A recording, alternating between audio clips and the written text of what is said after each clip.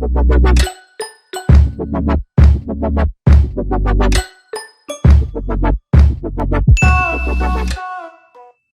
a tutti, bentornati sul mio canale. Ho voluto registrare assolutamente un video su quest'abito di Zuhair Murad per mostrarvi la facilità che ho avuto nel decorare il tessuto con questo ricamo. Per chi non lo sapesse, ho creato alcuni set di pennelli per l'applicazione Procreate. Li potete acquistare sul mio negozio Etsy. Nella descrizione del video trovate il link per accedere al sito e se vi fa piacere trovate anche i link per seguirmi sui social e il link per farmi delle donazioni. Voglio rispondere ad una domanda che spesso mi fate sui pennelli per Procreate.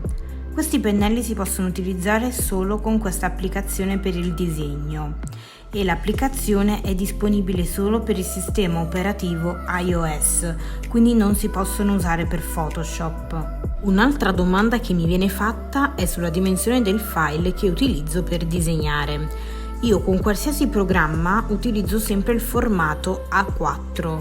Solo in caso di abiti con un volume molto importante, come ad esempio uno strascico molto lungo, cambio la dimensione del formato. Altra domanda: che pennello uso per il line art e che pennelli uso per la colorazione?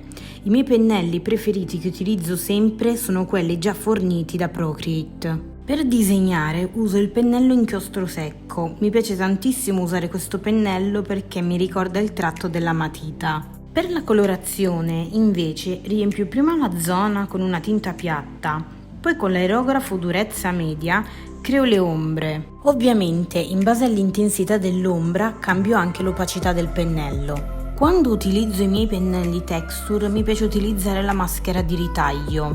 Creo prima un livello in cui riempio tutta la parte che mi interessa. Successivamente creo un nuovo livello e applico la funzione crea maschera di ritaglio.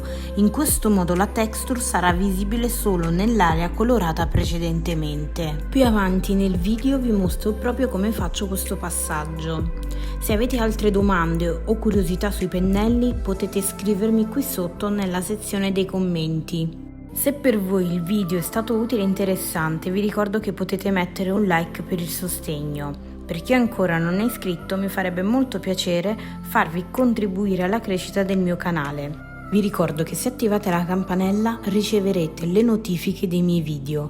Ci vediamo ogni settimana di giovedì alle 13 sul mio canale. Vi mando un grossissimo bacio e ci vediamo nel prossimo video. Ciao ragazzi!